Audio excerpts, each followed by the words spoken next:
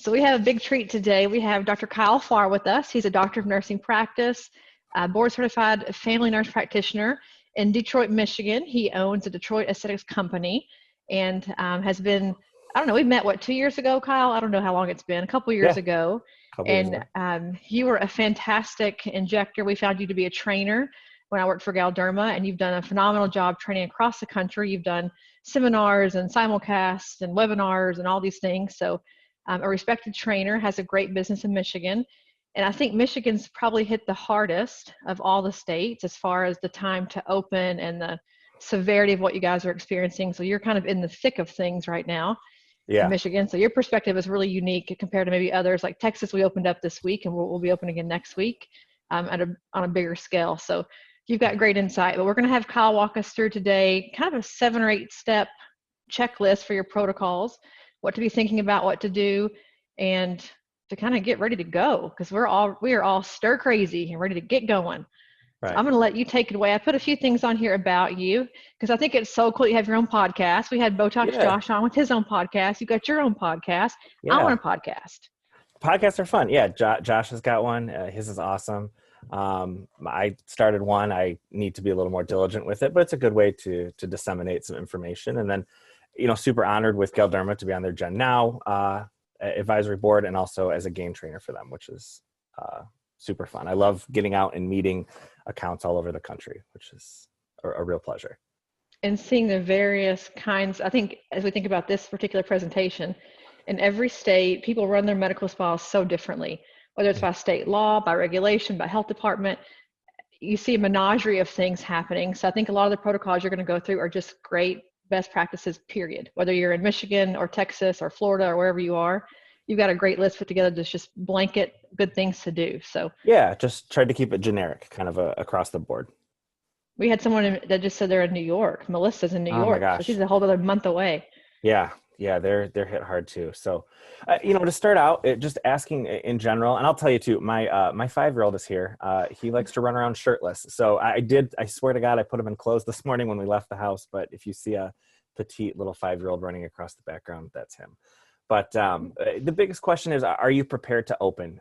Don't let it come up on you. That's one thing that my staff and my colleagues that I'm close with in the Detroit area are constantly talking about. But like you said, Tiffany, I'm in Detroit. We're right now, I think the 3rd or the 4th highest state with cases across the country, including deaths. We also, if you watch the news, we have a governor who is known right now for, we're on a pretty tight lockdown right now on social distancing, and it's shown to be effective. But in the small business world, which I fall under, and a lot of my close friends and colleagues fall under, we're anxious to get back to work too, because unfortunately, as many of you know, if you're watching this, the demand for help is far exceeding what's available. So we're anxious to get back. But so just as you're thinking about getting ready to open, you're going to want to think about policies and procedures. We're going to talk about, this is kind of the new normal of a patient experience for a while. Employee communication and education, dry runs of your office protocol before getting ready, communication to your patients, and then kind of, should you have a reopening special? And I know in future webinars, you guys are going to talk about marketing, but I just have a couple quick thoughts on that. So let's look at policies and procedures. And I put the picture up there of ELF. Everybody loves lists. Make a list. I've been doing my little to-do list so I can check things off. And it's also kind of self-serving, knowing that I was able to check something off and I completed it. Biggest one you need to ask yourself is, does your office have a COVID policy? Communicate it to your staff ahead of time. Let them read it. Let them ask questions. If you don't have one, reach out to your colleagues on different groups that you may be in on social media platforms or chat groups and stuff. I think it's critical to have a policy. It can be a very difficult place to start if you've never written a policy before. How do I get one? I think you're going to start to see more organizations kind of coming out with policies or recommendations for policies that you can use as a really solid framework, but try to get one. We have one that we kind of got at our office, from a colleague, and I wrote one together, and we've kind of adapted it and made changes individually for our own practices, but that's another good way to do that. Do you have any new or updated employee policies? Especially with this, look to your state requirements. Right now in Michigan, under our state of emergency, we have some specific guidelines from our governor that we have to follow and we have to implement with staff, especially if they were to become sick or if they have to take time away. We have to implement those things, and those things do kind of adjust some of our normal HR policies or the way that we may handle sick time or leave time, things like that. Also, when it comes to policies, ask for input from your staff and ask for input from your patients. I think, a democracy type thing of asking for input is important, especially from your staff. What would you like to see? What would help you feel safe coming back to work? What do you want to see? And then from your patients as well, what maybe you could even ask, what procedures are they most interested in? What are they most eager to get? What's maybe something that they might wait a while to get? And that's going to help you kind of know how to plan to relaunch your practice in this, arena. The next thing here with policies and procedures is you're going to have policies and procedures. You're going to have protocol that you're going to need to follow in your clinic, but do you have the resources and or access to the resources to execute these policies? Realistically, for the next 6, 12, 18 months, who knows how long we're going to be facing this until we have either a vaccine or herd immunity type situation. How you're going to need to have access to this, and do you have a steady flow of the resources you're going to need? It's going to take time to allocate these resources. I was recently talking to a good friend of mine who's a hairstylist, and she was talking about, what can she do to keep her staff in a salon type environment safe? And I said, well, face shields. And she's like, well, I don't even know where to get face shields. How would I find face shields? Where do you get those? So thinking about those things and making sure that you can get them are going to be crucial right now. Reach out to the reps that you work with, whether they're from McKesson or Medline or Henry Sheen, whoever you order from, and start talking about things. Ask them what you're allocated. That's another important thing. If you have a steady buying track record with a lot of these companies like Medline or McKesson, a lot of the times you may not know, but you've potentially maybe, I don't want to promise you that you have been, but you may have been allocated certain things, because they know your traditional buying patterns on a monthly basis. So reach out to them, especially right now in downtime. Order it, even if and I know this can be controversial if you're not using it, but order it if you can, and so you can have it and you can have it ready to go, because a lot of the times what you're allocated is typically a lot less than what you may normally order on a monthly basis. So I think it's important to at least maybe get some of those supplies, because when it comes down to it, we do need to come back to work, but we need to do it safely. So let's go ahead and look at our next, topic here. And I'll add too, Kyle, just for those who are on the webinar watching, I know that iSpan released their updated protocols today. So if you belong to iSpan, they have a new toolkit out. AMSPA has one for $99. You can get a pretty good amount of policies and procedures.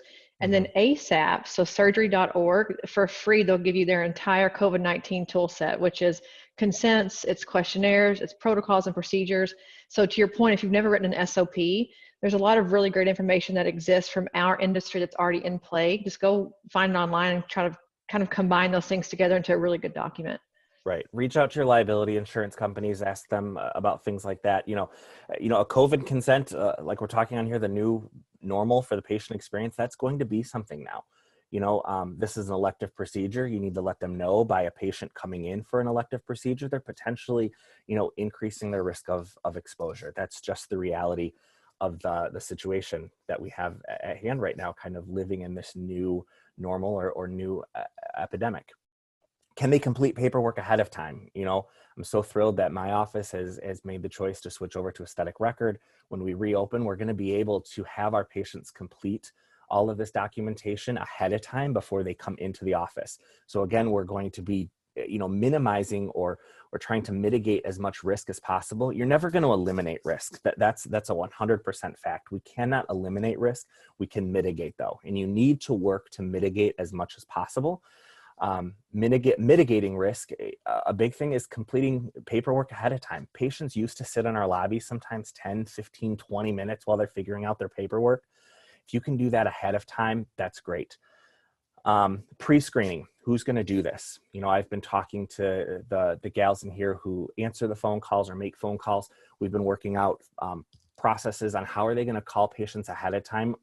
I want them called within 24 hours to make sure that they haven't been exposed.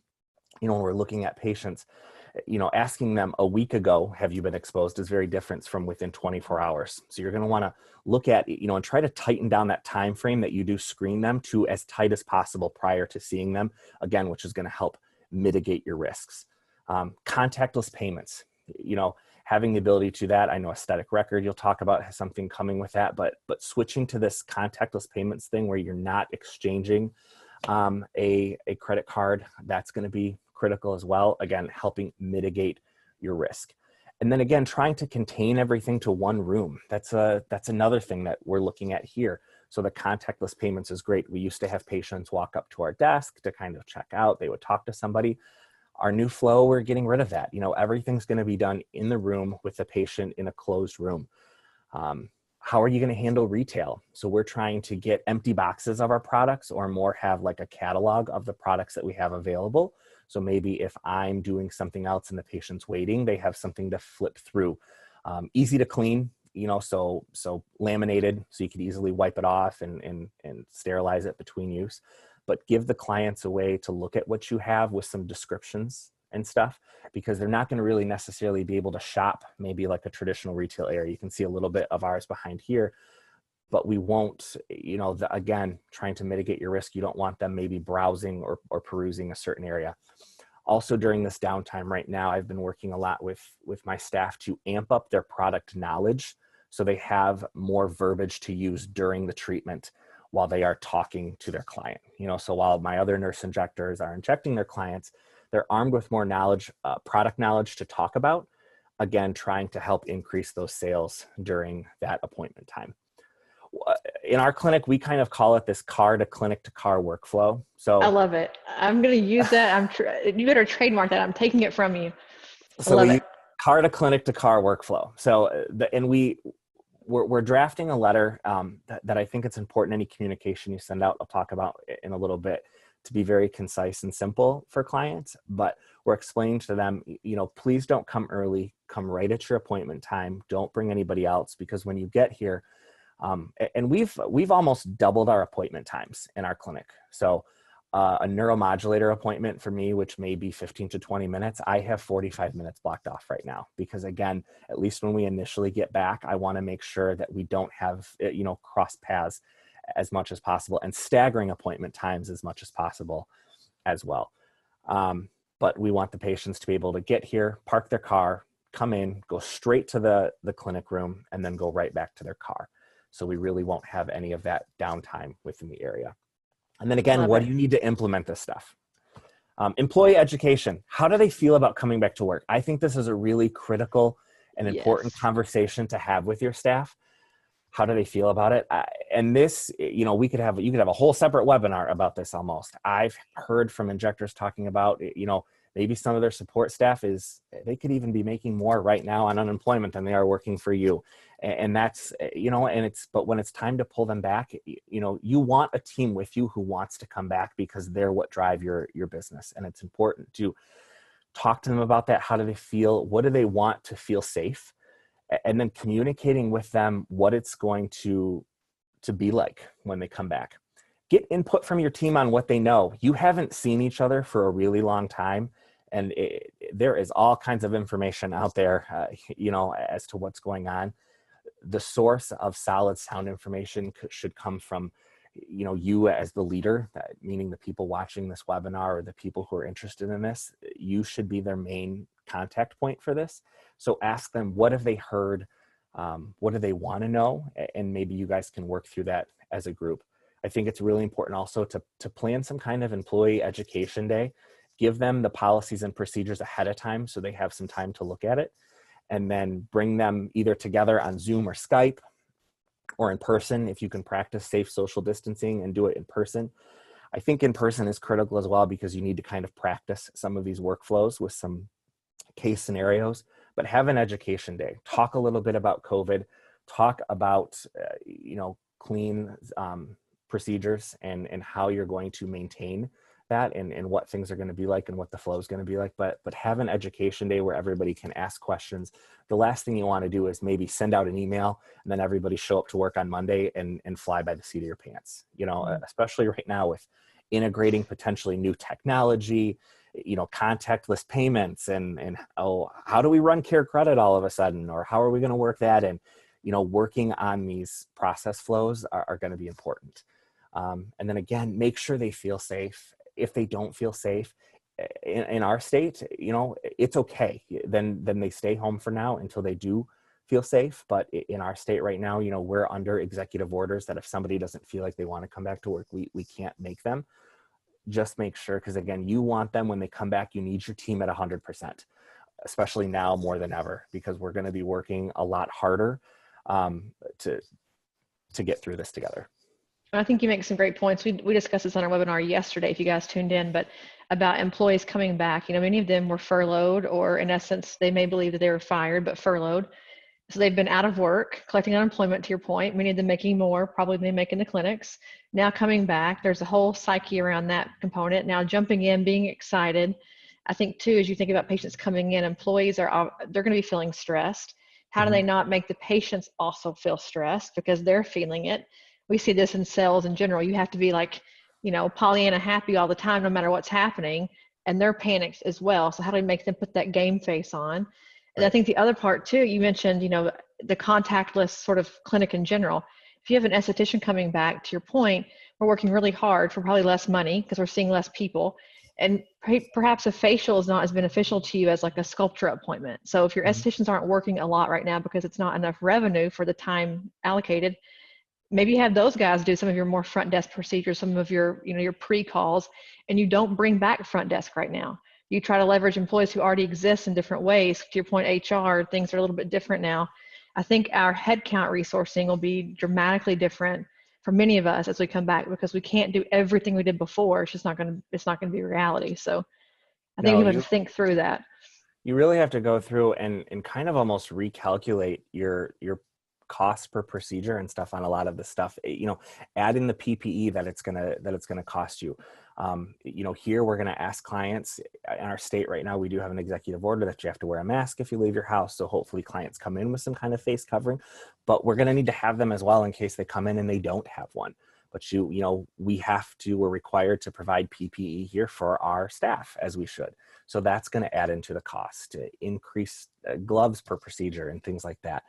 And then again, if you're going to, like you said, Tiffany, utilize maybe an esthetician to start doing front desk stuff for screening, there's going to need to be a lot of education on that. Maybe they've never made those phone calls before, and give them a few practice runs, because what if Karen asks a question that she doesn't know the answer to and she freaks out and doesn't know what to do?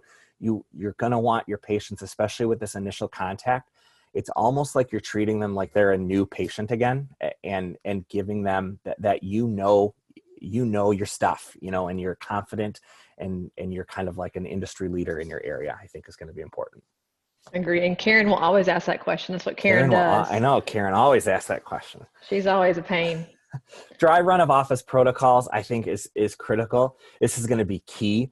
Practice makes perfect. You're kind of working up for the big day. Practice how you're going to room someone. What is it going to be like when they come in? Even talking to your staff about something as simple as not hugging, not handshaking. What is that going to be like? And in the aesthetic industry, we normally have very intimate relationships with a lot of our clients, and we're used to hugging or handshaking or something like that. And you have some people out there who are it's going to be their instinct to still hug. How are you going to mitigate that, without it being awkward or something like that? I know when this first started, it was like that for me. I'm used to handshaking or something like that. And it was awkward at first, but working through that and stuff. Work through case scenarios, especially if you're doing procedures in your office and something happens. Dermal fillers, sculpture treatments, things like that. What if somebody passes out? How do we handle something like this? How are you going to handle these what ifs that come up? Try to anticipate as many things that could happen and talk through as a team how you would handle that in this kind of situation. Because already when these what ifs or these one-offs come up, it's stressful. But now even more with this, social distancing and fear of everything else going on, it's going to heighten that even more. So talk through that as a team. I think that's important. If something like this happens and it prolongs your appointment, what are the process flows that you have in place to start calling everybody else who's behind them, which I think it's even more important, why you kind of pad your schedule a little bit. again, look at what does your workflow look like. I'm going to recommend for a lot of you guys out there, when you first do this, schedule yourself a break in the middle of the day. You're going to need some decompression time because your mind's just going to be like, you're working with a lot of new things. Block yourself and your staff a lunch. Maybe the first few times, the first few days you're open, you bring in lunch for your staff so you have some time to 6 feet apart, sit together and talk maybe midway through the day about, hey, how'd the first half of the day go? Now let's approach the second half of the day. But give yourself that mental break the first, few weeks that you're doing this maybe. Practicing will show you if it's going to work or not too.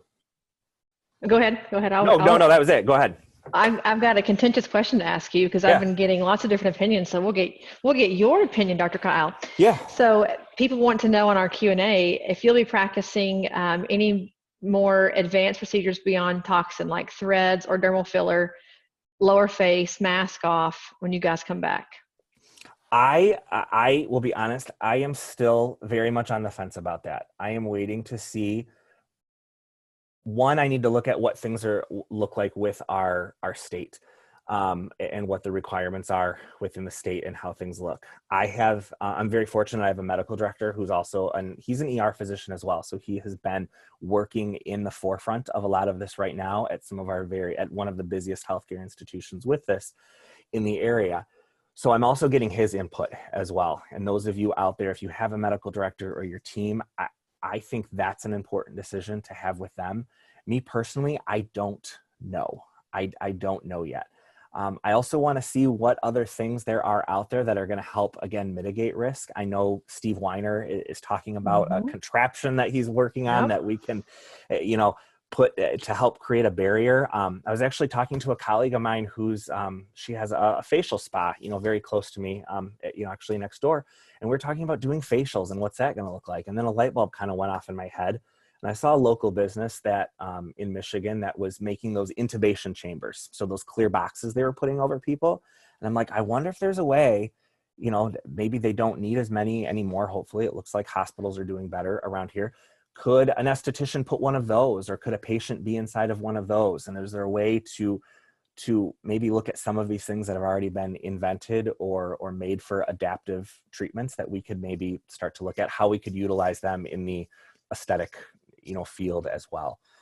I know, so it's a good question. I just don't know. I'm still thinking about it. I think we're still a couple of weeks out. I know it's something I have to plan for. I'm very comfortable doing neuromodulator appointments, obviously, because we're looking nose up. I don't know. I have, my face shields, I have stuff. So I think personally I would be comfortable doing lip fillers, things like that. Again, really paying attention to your client though, looking for those cues. We know that there's certain things that we do that trigger natural responses within the body, especially sneezing and things like that when we're doing aesthetic procedures. So you're just even more going to have to be very, very tuned in to your client and really watching their body language and things like that when you're treating now. I probably won't be able to be singing along to my Lizzo music in the background anymore, and I'm going to have to be a lot more focused. But again, I think that's going to be very different for everyone and based on what your comfort level is as the individual practitioner. I agree. We've had a few guests on, and I've asked a couple of them, and it's very much a person-by-person decision. But I think to your point, your medical director, whoever, your state laws, what's happening in your state's a big thing. But I'm seeing already people doing filler on Instagram who just opened up this week. So I don't know. It's a great question. But someone also asked to that same kind of point, besides a mask and gloves, what other PPE are you providing? You mentioned face shields for your employees. You can find, there's a lot of companies. Actually, one of the companies I order our name tags from switched over to making face shields. So I was able to get these for $12 a piece from that company that makes our name tags in our office. So again, kind of supporting a small business and getting face shields. We'll have masks. It's very difficult right now to get N95 masks. You can make a personal decision. There are KN95 masks that are utilized in other countries and found to be, when you look at the numbers, very similar. There's sourcing for that out there. There's a local guy that I've worked with a little bit on getting some materials like that, even because of, thinking down the road when we can start doing more invasive stuff like laser treatments. Normally when we're doing those ablative laser treatments, we typically wear N95 masks. We're not going to be able to get those right now, but these KN95 masks will at least serve some of that purpose if it's not for necessarily protecting from COVID, but at least for that. So we're helping mitigate utilizing resources that could be better used, somewhere else in the area.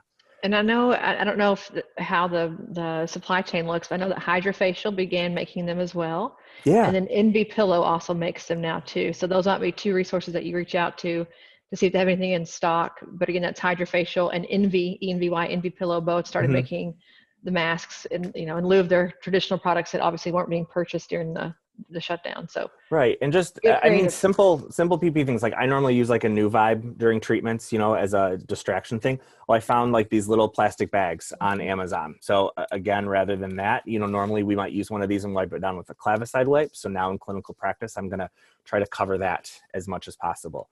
We can talk a little bit about this now. I'm all over the place most of the time, but Tiffany and I, when we were talking last night a little bit about stuff, we were talking about pens, for instance. I had to order new branded pens for my office. Well, instead of normal cheaper pens, I ordered the ones that have the stylus tip on the end of it. Maybe if somebody does end up needing to sign something or they need to do anything with a pen, give them that. They could use it at the grocery store. You can kind of brand the experience. I thought Tiffany had a great idea. Finger cots, if they have to touch I've got a picture of them later on in the deck. Later on in the deck, the finger cots, I think I ordered some from McKesson today. I think that's a great idea. I've told my promo company I work with, as soon as hand sanitizers are available, things that you can put your logo on, things like that. I think you can, in a classy way, brand some of this experience as well. And it's also showing the client and the community that you care and you are looking out for them. But again, getting back to, things here, communication with patients, don't overwhelm them with information right now. I was watching a few webinars and there's a few people out there. I mean, there are people going gung-ho right now on Instagram, left and right. The general consumer has a very short attention span. And if they're me, it's even shorter than what the normal person probably is. Maybe ramp it up right as when it's going to be time to get open. I'm a big advocate for that. I would definitely keep active on social media and keep involved, but save a lot of your good stuff, for right when it's ready to get open. Keep things very simple and concise. Communicate what you're doing for safety. I think if you're going to do any kind of office tour, maybe as it's getting close, maybe do a little walkthrough video as it gets close to opening about, hey, here's what the new patient experience is going to be like. This is me. I'm sitting in my car. I parked. I'm going to show you what it's going to be like for you as you come to our clinic now. Maybe you can film a little video like that. Videos, especially those raw videos, they say tend to get the most attention on social media. So maybe make something like that. Communicate them that you're making an investment for them and their safety. I think that's important as well, especially right now. There's going to be a lot of bargain crap going on out there, but I think where you can really delineate yourself and make yourself different and special is by showing them that you've invested in their safety and their experience. That's going to be more important than anything right now. Be a community leader for safety. Don't cut corners. This is not the time to look at cutting costs, and really communicate, again, as much as you can, that this is for their safety and that you've really made that investment in them. I agree.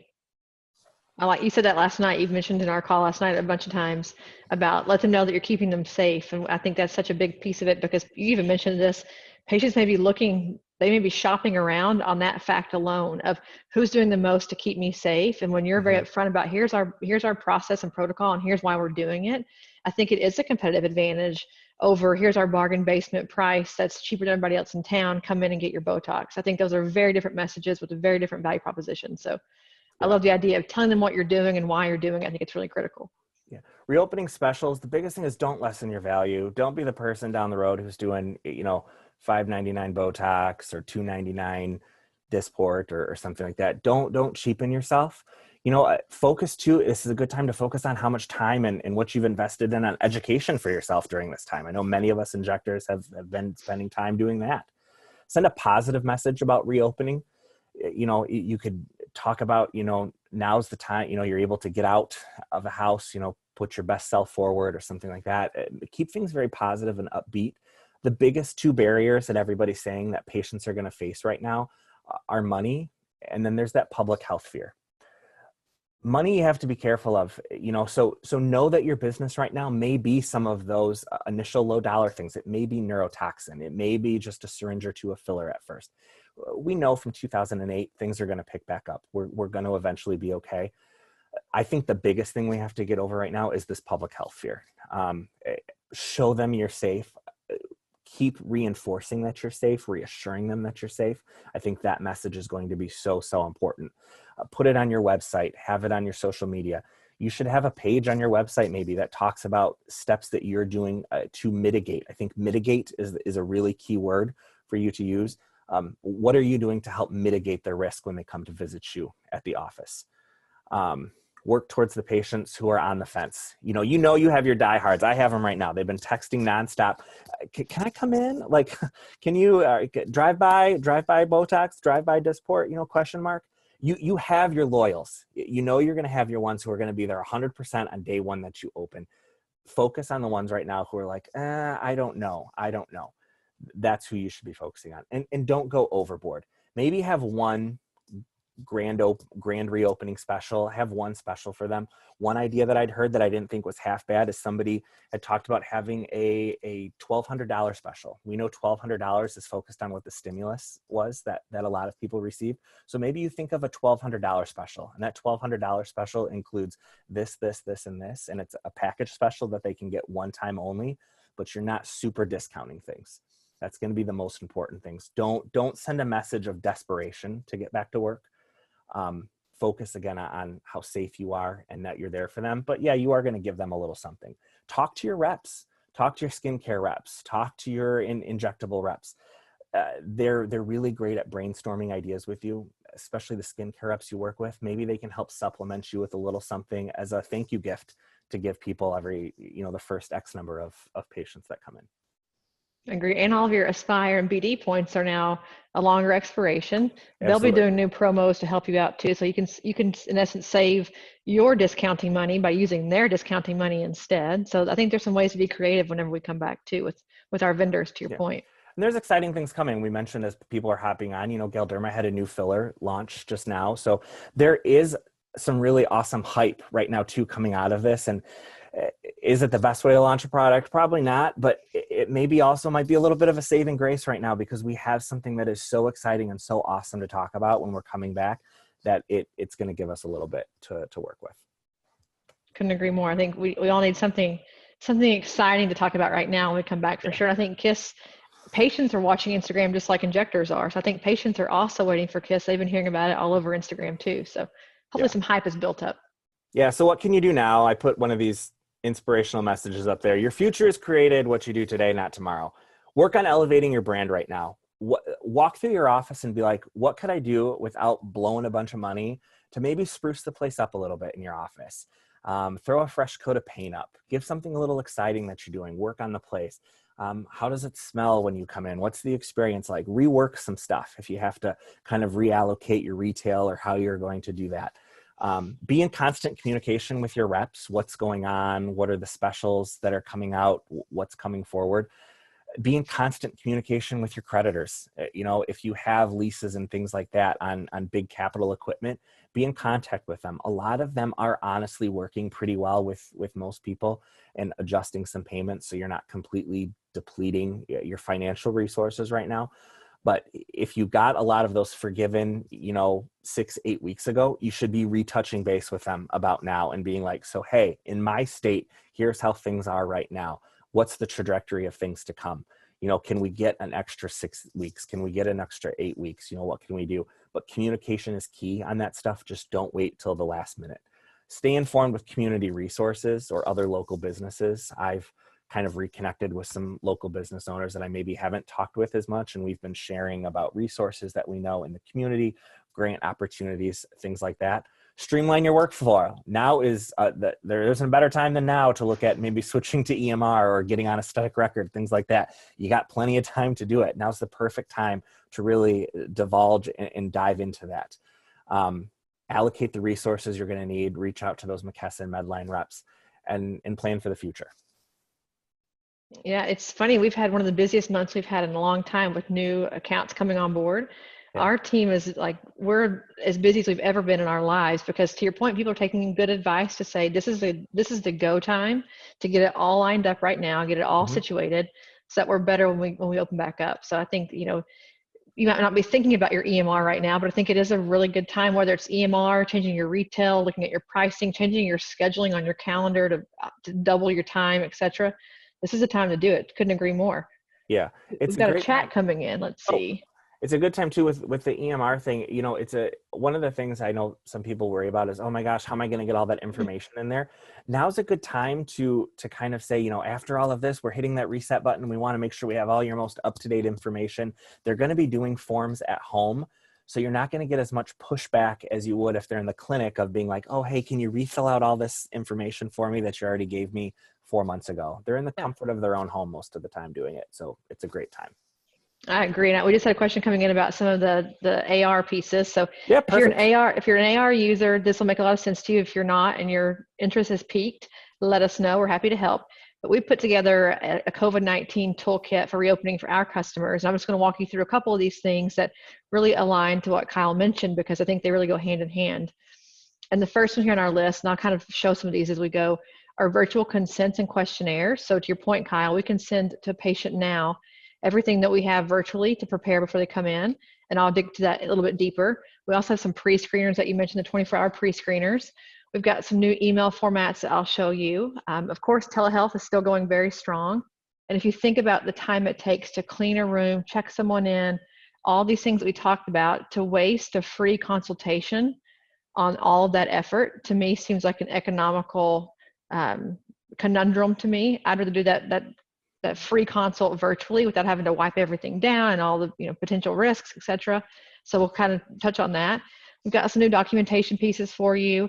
We're going to put in a temperature field on all the patient charts. So for each appointment, you can really check their temperature and document that.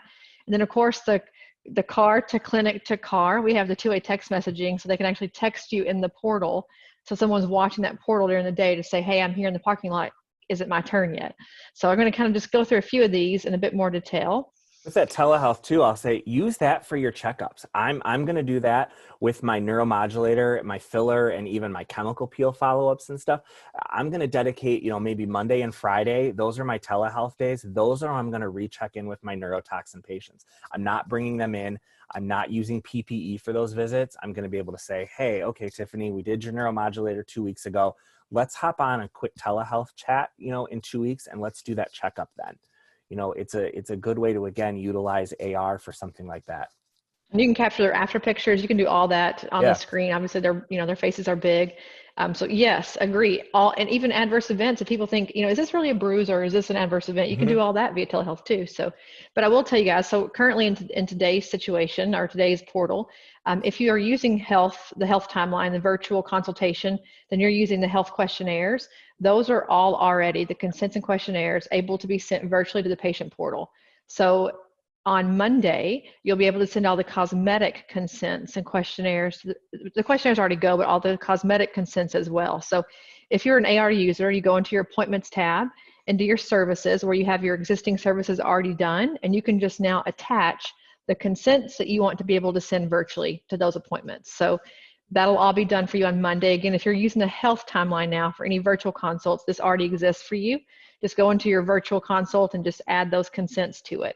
And as soon as a patient books the appointment and they get their confirmation email, those will drop into the patient portal directly. So the patient can go into their patient portal, pull all the consents up, sign them, be good to go. And we'll put a video out to show you how to do all that too, so you don't have to think about it too much. But it does exist now for health cosmetic coming in the next few days.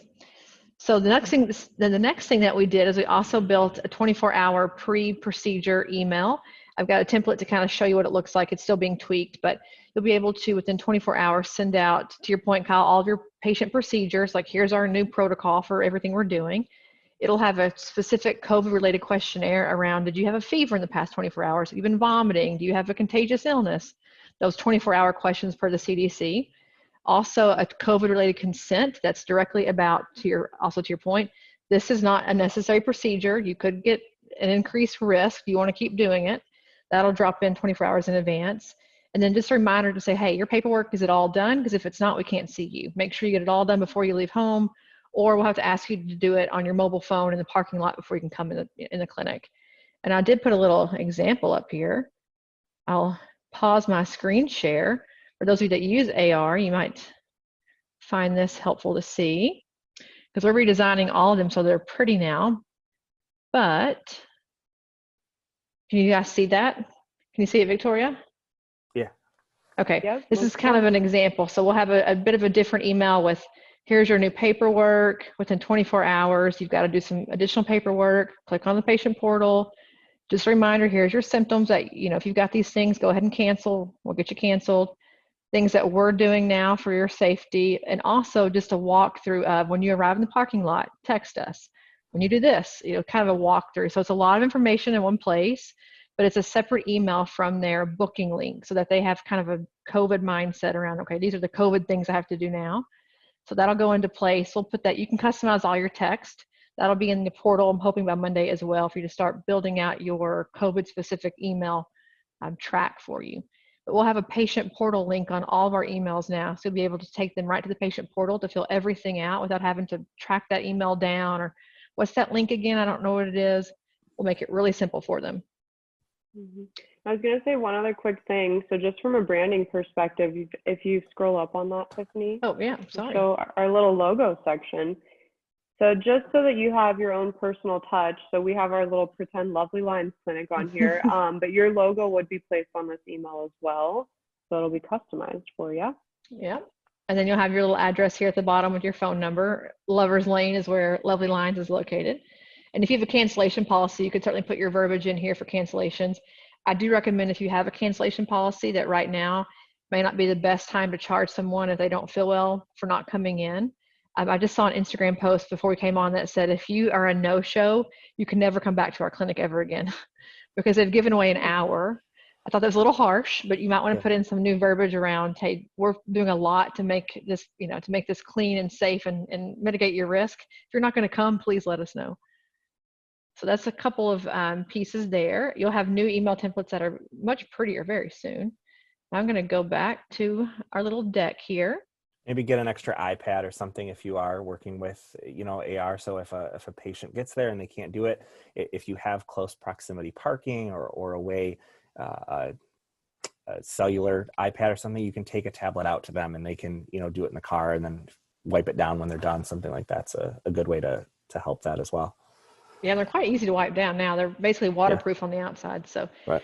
So we kind of already mentioned from a scheduling assistance perspective, to your point, Kyle, we're doubling our time now for talks and for everything else. Use telehealth if you can. We'll have a new calendar launching on 5/4, if not before, maybe before, but we're going to say 5/4.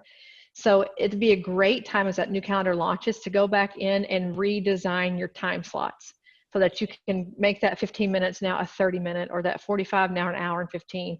So don't forget to go do that. Don't forget to go in and change your time for your appointments. And also, to your point, to give yourselves breaks. So the new calendar will allow you to put breaks in that are not patient related. So you can do a little time slot for, you know, mental health if you need it, or staff education for the whole office, whatever those things look like. The new calendar can help you do all that.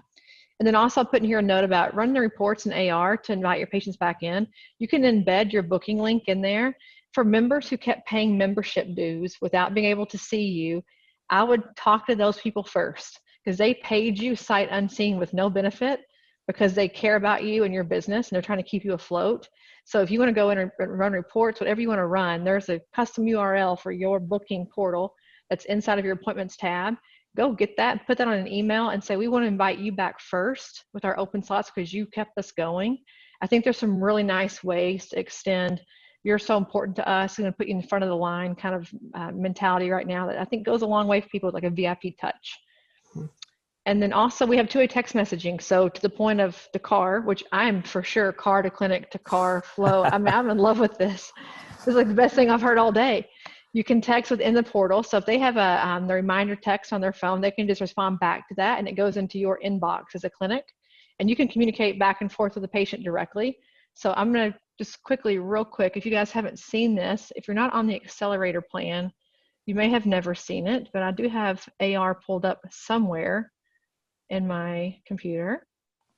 Let me see here. I will share right now and resume.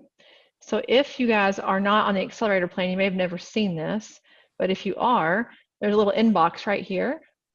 When a patient texts you, it comes to here and you can text them right back. So you could have them prompt them to text you and say, well, I'm in the parking lot. You text back, great, is your paperwork filled out?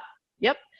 We'll see you in 7 minutes. Come on in. Please get your hand sanitizer when you walk in the front door. We'll see you at the, we'll meet at the front door with your provider to get you to the room. Whatever you want that to say. You could even make some little canned verbiage, but you can do texting right from this by the patient's name too. So if they're in the parking lot, you can just text them directly as well. And then the other part, I'm already over here, just so I can show you guys if you are an AR user, we will be dropping into your portal just examples. These are by no means great for every state, so just know that going in. But we built for you some examples on a telehealth release and also an informed consent release for COVID-19. So when these come into your portal, take a look at them if you want. If you want to use them how they are, just make sure you check with your malpractice, your state laws, your everything else you need. They're in here for you. And then we also have for you in here a 24-hour, this is a pre-screen based on the questions that we've been asked by the CDC. And then lastly, we have some dot phrases we put in here too for a pre-screen positives. So if someone's a positive pre-screen and you decide to forego treatment after you've already brought them into the clinic and they've started the procedure, that's in here, as well as a negative pre-screen, meaning that you're going to keep going and do the whole procedure. So try to make it really easy for you to find some things in here that are already pre-done. You can just hit the button and go without really thinking through, like, what am I going to add in? Just again, make sure you check with your particular state, local laws, whomever, to get that done so that we're not the ones on the hook for you. Then I'm going to resume my little deck here. Let's see, I got a lot of screens going today. And then you mentioned, Kyle, about the entire process. So if you guys think through this on an AR perspective, from check-in to check-out can be done with only one person. You don't actually have to have a front desk person at all. So Victoria is the patient, I'm the provider. I can check her in. I can do her entire procedure, pull her retail products, put them on her invoice, and check her out and never leave the room. So there's a full end-to-end, one-to-one ability with AR. If you're using your Bluetooth card reader, you're using your POS, maybe you don't use our POS today, but the idea of having a virtual credit card on file or this end-to-end procedure is appealing to you, let us know. We'll get it turned on for you. We also save all the credit cards. We don't, but our processor does, so that if they've ever done a cancellation fee, they put a credit card on file ever, it's always there. You can just use it. It's already on their patient profile, so it makes it, again, no touch. So there's some really easy ways there to reduce the human interaction between a check-in, a check-out, etc. Well, thanks, Kelly Gibbs. We hope it's awesome. We're trying really hard to make it good for you. And then I put some fun things on here. My finger cots. Kyle knows I'm obsessed with these. I ordered them all, 1,000 of them, and they work beautifully. So if you do want to do a signature on your invoices, because some people have a fear of the credit card company disputes, I will tell you that if you have a patient's picture and they've been injected, you can win the dispute, no doubt, because they obviously were there in the clinic. But if you want to do this, the finger cots work great with an iPhone or iPad. They're easy to get. They're like 4 cents per, and there's no shortage. So they're everywhere. The stylus pen Kyle mentioned, you can get those branded. They're beautiful as well. And you have a really nice branded piece to send out. And then I worked with a site and saw these, and I thought these were a great idea for rooms. They're door hangers. So that if the patient happens to walk by a room that is not their own, they went to the bathroom or something happened, or a person changes a shift, the rooms are always marked, whether it's being cleaned, it's not being touched, no one come in here, or it's ready to go for a new patient. It's also nice for the patients to see, oh, it's green, it's all clean and ready for me, great, someone's paying attention. So you might find a way to do some really cute, fun door hangers for your clinic with some fun verbiage on there, like a yellow, red, green. These are just really nice additional pieces to kind of think about the visual cues.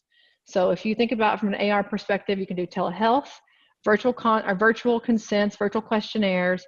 You can do a single provider end-to-end, check-in to check-out. You've got some consents already in there that we'll give to you on Monday that'll come preloaded and some dot phrases. And then, of course, think about your text messaging. If you want to do the two-way texting, that's a really easy way to do the car to clinic to car flow. And we'll keep adding things too as we think about more things to help you. But if you have an idea for us and you're a user and you're like, hey, how do we do this? Let us know. I think the temperature check on the patient procedure will be really helpful too. And then you've got e-prescribe in there now that's electronic. You're going to have full e-prescribe very soon as well. That will also help if you're doing telemedicine to do like a complete hands-off. So Victoria, what am I missing on our toolkit? I don't know. I feel like we've gone over mostly everything. I love these little door clings. I think those are huge. Super cute? We did So those cute. as we were, before we closed, and we had them on a thing, and mine were not anywhere near like that. They were literally a Word document that was like, room has been cleaned. But we had a lot of clients, patients comment and be like, oh my gosh, wow, like that's good. It's showing that reassurance that you've taken that extra step to provide that level of safety for them. Something as simple as a laminated sign on the top of the chair where they sit down that they have to remove that says room has been cleaned shows the patient that their safety is your concern and that you have kind of decontaminated that room. Now is a great time to clean up your rooms, get the stuff off countertops, put things behind closed doors, make it look as clean and as neat as you possibly can. And I think reduce clutter in general. Anything that's Yes. out has to be cleaned. I read an Instagram post from a hairstylist, I think it was last night, and she mentioned, all the things that I have out, I have to now clean. I'm getting very good at a very small footprint, because if I have it out on the counter, I've got to sanitize it between every single patient or every single client that comes in. We'll get very resourceful on not putting things out because I don't want to have to clean them up. Right. So I think you can even think at reorganizing your rooms or your flow, what things you have on the counters. There's a really great opportunity here to be clean and lean and clutter-free in the practices, which I'm all for that.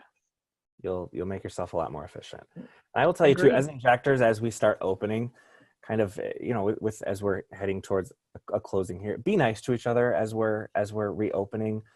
I will say, when this all started, there was a lot of stuff out there that was very disheartening to kind of see. There's a lot of bashing, people wearing almost like a badge of honor when they closed versus when they didn't close. There's a lot of us who are small businesses where this is our livelihood, this is our bread and butter. We have a need to work. So be supportive of each other. Know that your states are going to be very different across the country on how you can open and when you can open based on how your state's open.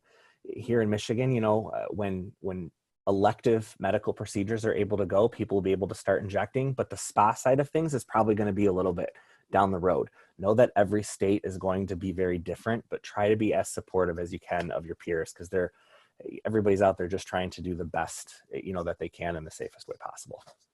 I think we should say that again for the people in the back to hear that, because in Texas, we're opened again this week. We've had a very small amount of cases. We've had we're like the 5th biggest economy in the world as an individual state. So when we're out, the GDP, it hurts. So our governor was like, we have to get you guys back online because we need the sales tax revenue, the income tax. We have to get you back for the economy to survive. And people have been very hateful because they're like, Texas, how could you? You're infecting the whole world. This is so terrible. We've had very low COVID cases compared to the rest of the country. And so they made a decision. I didn't make it.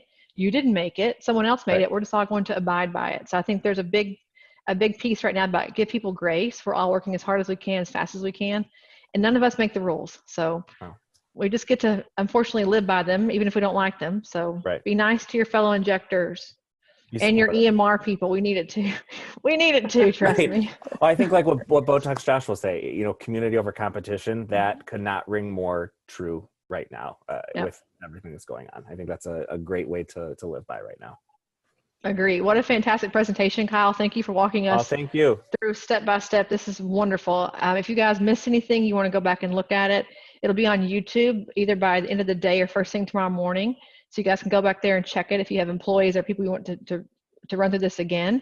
And then we'll send out an email from our AR account with all the COVID-19 toolkit pieces, with also a link to this YouTube on it. So you can go back and watch it again if you forgot where to find it. So we'll get all that out for you.